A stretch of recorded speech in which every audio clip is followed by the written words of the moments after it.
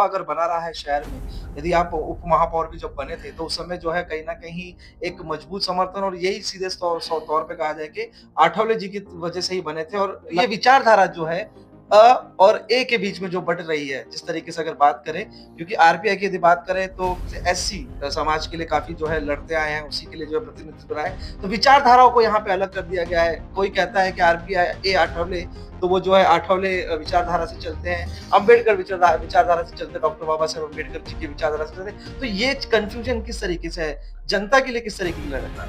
आने वाले आगामी चुनाव में क्या 2 आरपीआई नज़र आएगी महानगर पालिका चुनाव में? और अगर इसी तरीके से रहा तो फिर जो समाज है वो क्या सोचेगा, वो किस नज़रिए से देखेगा? जब आप पार्टी बनाते हैं एक समाज के लिए लेकिन विचारधाराओं को जो है बाँट दिया जाता है। डॉक्टर बाबा साहेब अम्बेडकर जी की विचारधारा की बात की जाती है तो कहीं जो है ये कहा जाता है कि उनकी जो है दूसरी पार्टी बनाई गई है, दूसरे किसी की विचारधारा से। तो समाज कहाँ तक जो है विश्वास जता पाएगा? आपको जो है फिर से अध्यक्ष बनाया गया है। तो किस तरीके से कार्यकारिणी बनाई जाएगी, किस तरीके से जो है निर्माण किया जाएगा क्योंकि आने वाले चुनाव में जो है अब एक और जो है शहर की जनता को एक पार्टी के 2 चेहरे देखने को मिलेंगे। खास करके आपने बहुत अच्छा क्वेश्चन पूछा है।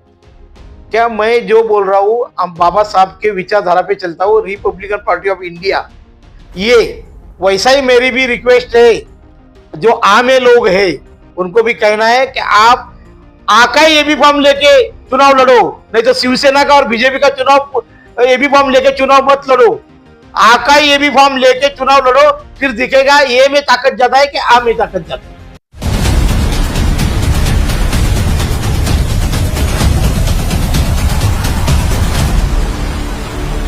चुनाव के वक़्त में जिस प्रकार से हमने काफ़ी जो है फेरबदल देखे थे और उसका जो है असर चुनाव के बाद ज़रूर देखने को मिल सकता था। ऐसे में यदि बात करेंगे तो चुनाव के समय हमने मुलाकात की थी भगवान भालेराव से जिनसे जो कि महाराष्ट्र नवनिर्माण सेना से उम्मीदवारी कर रहे थे और कुछ समय पहले ही जो है यानी कि विधानसभा चुनाव के पहले ही जो है आरपीआई से जो है उन्होंने अलविदा कहा था। ऐसे में आज जो है हमारे साथ बातचीत करने के लिए एक बार फिर से जो है भगवान भालेराव जी मौजूद है। इस बार जो है चर्चा इस प्रकार से है कि एक बार फिर से जो है आरपीआई का रुख इन्होंने जो है विधानसभा चुनाव के बाद किया है। इसमें भी जो है काफ़ी कशमकश है, काफ़ी जो है इसमें अगर हम ये कहें कि सोचने वाली बात है कि एक गठ को लेकर जो है बातचीत की जा रही है कि आरपीआई ए और आरपीआई अ के बीच की जो है बातचीत चल रही है। इसको लेकर आपने सोशल मीडिया में जो है सुना भी होगा, तो पूरा खुलासा करते हैं, बातचीत करने की कोशिश करते हैं भालेराव जी से कि पहले तो चुनाव के पहले जिस तरीके से आपको जो है रुझाव दिख रहा था राष्ट्रवादी की तरफ, वहाँ से कोशिश थी कि उम्मीदवारी जो है मिल सके।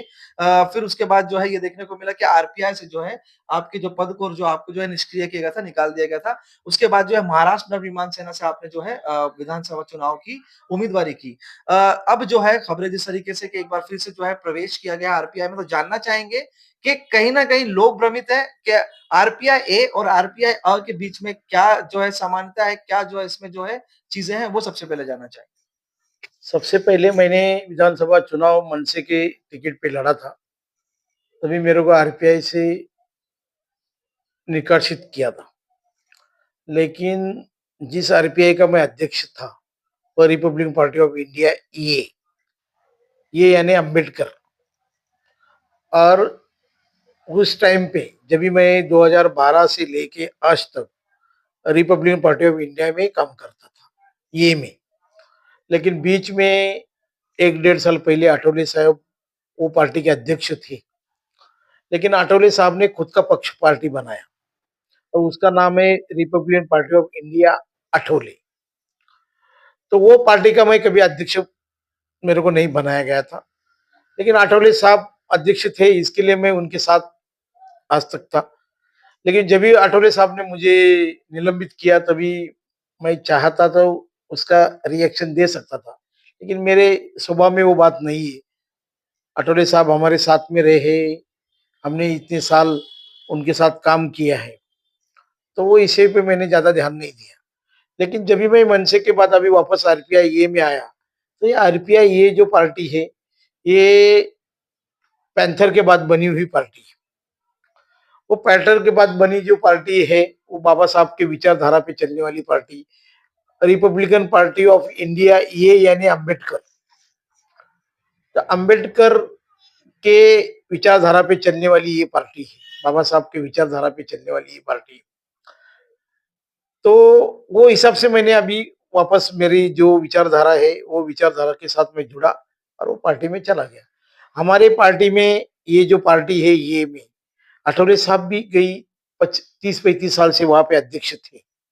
उन्होंने बाद में अभी 1 डेढ़ साल पहले खुद की पार्टी बनाई, नाम की, अठौले नाम की, तो उसके वो अध्यक्ष है। मैं अभी वही वापस वही पार्टी के अभी हमारे अध्यक्ष दीपक भाऊ निकालजे जी है। हमारी पार्टी ऐसी विचारधारा है कि उसका अध्यक्ष हर टाइम बदलता है। 35 साल से आठवले साहब थे, अभी निकालजे साहब है, कल चल के आगे बड़ा कोई दूसरा आएगा, तीसरा आएगा, मैं भी कभी भी बन सकता हूँ, ऐसा कुछ नहीं है। ये बाबा साहब की विचारधारा वाली पार्टी है, इसमें अध्यक्ष चेंज होते रहते हैं।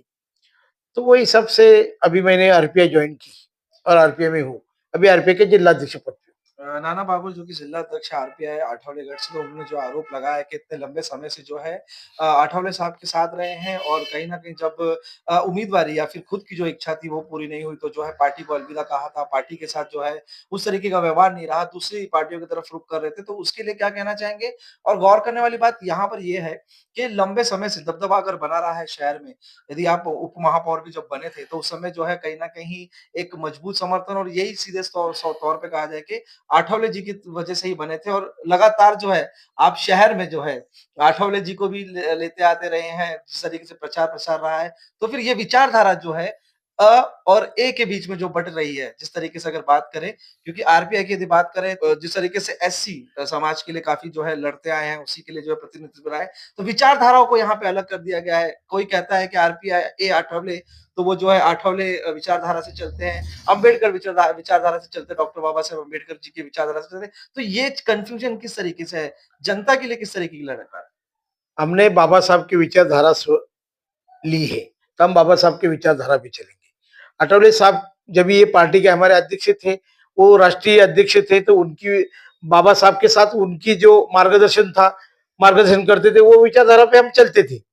अरे नाना बागुल ने कहा है, भगवान भालेराव ने विचारधारा बदली, भगवान भालेराव ने विचारधारा बदली नहीं। भाई चुनाव के 1 महीने में विचारधारा कोई आदमी नहीं बदल सकता है। लेकिन नाना बागुल 2017 में कहाँ गए थे? शिवसेना के साथ गए थे।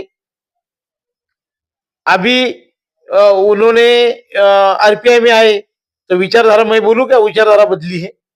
नहीं। और आठवले साहब की जो पार्टी है, रिपब्लिकन पार्टी ऑफ इंडिया तो इनको नाना बागुल अभी तक उसके सदस्य भी नहीं। पहली बात, अध्यक्ष है लेकिन सदस्य भी नहीं, प्राथमिक सदस्य जो होना चाहिए वो भी नहीं। दूसरी बात ये कि वो जो अठौले करके जो पार्टी का रजिस्ट्रेशन हुआ, तभी सभासद में सबसे ज्यादा डोनेट करने वाला भगवान भालेराव है।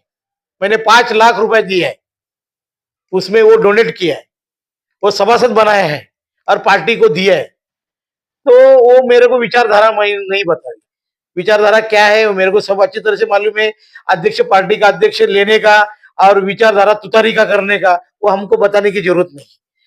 भाजपा के साथ तुम पार्टी में अलायंस में बैठे, लेकिन आपने काम लोक विधानसभा में किसका किया है वो सब लोग जानते हैं। विचारधारा किसको बोलने का, जो आदमी वो विचारधारा पे चलता है उसका, उसको बोलने का। हमने काम किया हमारे हिसाब से, हमने हमको नहीं अच्छा लगा, हमने हमने विचारधारा भाजपा की नहीं पसंद, इसके लिए मैंने पार्टी छोड़ दी। भाजपा की विचारधारा अगर हम मानते थे तो हम भी तुम्हारे सरीके तुम अध्यक्ष कभी बनते ही नहीं थे। हमने विचारधारा बाबा साहब के खिलाफ जो आदमी जाता है वो विचारधारा मैं कभी नहीं मानता हूं।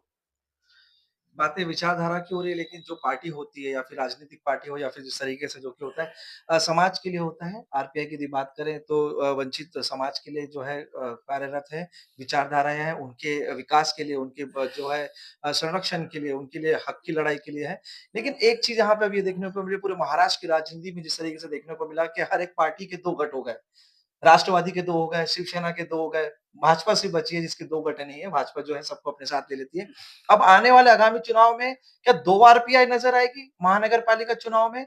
और अगर इसी तरीके से रहा तो फिर जो समाज है, वो क्या सोचेगा, वो किस नज़रिए से देखेगा? जब आप पार्टी बनाते हैं एक समाज के लिए लेकिन विचारधाराओं को जो है बाँट दिया जाता है। डॉक्टर बाबा साहेब अम्बेडकर जी की विचारधारा की बात की जाती है तो कहीं जो है ये कहा जाता है कि उनकी जो है दूसरी पार्टी बनाई गई है, दूसरी किसी की विचारधारा से, तो समाज कहाँ तक जो है विश्वास जता पाएगा? समाज हमारा बहुत दलित गरीब समाज है, जो आदमी उनके लिए काम आता है उसकी विचारधारा पे लोग चलते हैं। सन्माननीय आठवले साहब ने रिडल्स के बाद जो विचारधारा, बाबा साहब की विचारधारा पकड़ के वो चले और आगे बढ़ते गए, आज केंद्रीय मिनिस्टर तक पहुंचे। तो ये बाबा साहब की विचारधारा है। ये बाबा साहब के बदौलत आज आठवले साहब केंद्र में हैं। तो हम अगर समाज के लिए काम करेंगे, आपने देखा होगा नाना बघेल जी भी अध्यक्ष थे, चोपड़ा के आगे पार्टी बड़ी नहीं थी। भगवान भले अध्यक्ष बने, पूरे शहर में पार्टी बढ़ गई थी। अभी मैं वही विचारधारा है, वही एक्टिविटी है, वही काम करने का मेरा अनुभव है। तो मैं पूरे शहर के अंदर मेरी विचारधारा, बाबा साहब की विचारधारा मैं एंड तक लेके जाऊंगा और पार्टी का काम करते रहूंगा। तो लोग किधर जाएंगे वो लोगों को मालूम है। काम करने वाला आदमी कौन है और काम नहीं करने वाला आदमी कौन है, तो ये लोगों को मालूम है अच्छी तरह से। आखिरी और महत्वपूर्ण सवाल, जिस प्रकार से आपने कहा कि जो है आरपीआई से जो है आपको जो है फिर से अध्यक्ष बनाया गया है, तो किस तरीके से कार्यकारिणी बनाई जाएगी? किस तरीके से जो है निर्माण किया जाएगा? क्योंकि आने वाले चुनाव में जो है अब एक और जो है शहर की जनता को एक पार्टी के 2 चेहरे देखने को मिलेंगे। खास करके आपने बहुत अच्छा क्वेश्चन पूछा है। आपको शायद मालूम नहीं होगा, जब भी मेरे को पार्टी से निष्कासित किया, पूरी की पूरी पार्टी मेरे साथ आ गई थी। कुछ एक दो लोगों को लालच लगा के युवक का अध्यक्ष चला गया।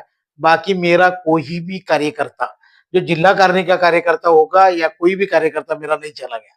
वो सब कार्यकर्ता मेरे साथ में इलेक्शन में भी खड़े थे और आज भी मेरे साथ खड़े। मेरी कार्यकारिणी वही है, जो मेरी कार्यकारिणी में लोग थे वही मैं। हमने आरपीआई एक की कार्यकारिणी बनाई थी, आग की नहीं बनाई थी।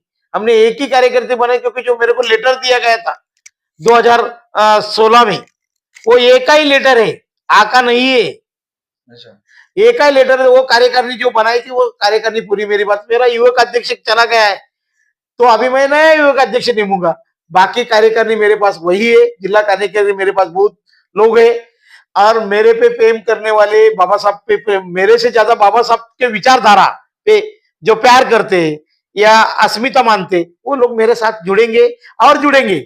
और आने वाले दिनों में अपने को, आपने पूछा इलेक्शन में, आपको दिखेगा असली आरपीआई। जैसा आज लोग बोलते हैं ना, असली शिवसेना हमारी, असली राष्ट्रवादी हमारी, लोग सीट ज्यादा है, उस टाइम पे दिखेंगे आपको भी उल्लासनगर में ज्यादा सीट कौन सी आरपीआई लाती है।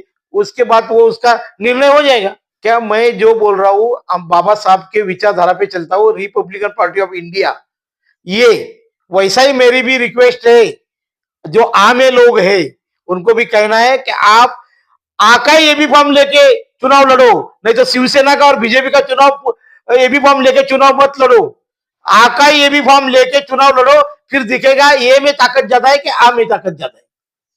खैर ये राजनीति है और हमसे बातचीत करने के लिए बहुत-बहुत धन्यवाद भगवान भालेराव जी। तो एक और जो है कहीं न कहीं जो पहली थी जिसको लेकर जो है चर्चा चल रही थी, आरपीआई में जिस तरीके से 2 गठ नज़र आने लगे, तो देखना ये होगा कि आगामी चुनाव में ये किस तरीके का असर जो है डालता है। कुणाल कपूर, बोल इंडिया।